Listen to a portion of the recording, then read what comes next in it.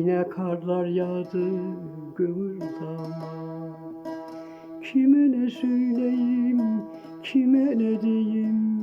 Yaz bahar ayında gazel gazel düştü bağıma. Kime ne söyleyeyim, kime ne diyeyim?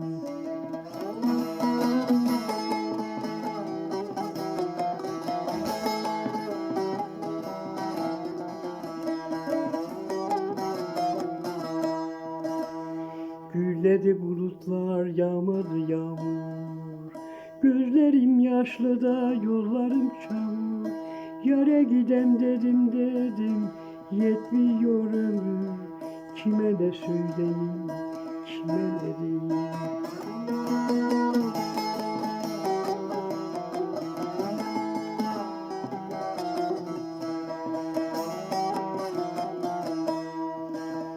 İpek Mehmet'im yandım aşkınlarına.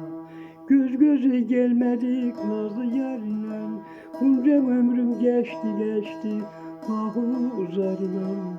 Kime ne söyleyeyim, kime ne diyeyim?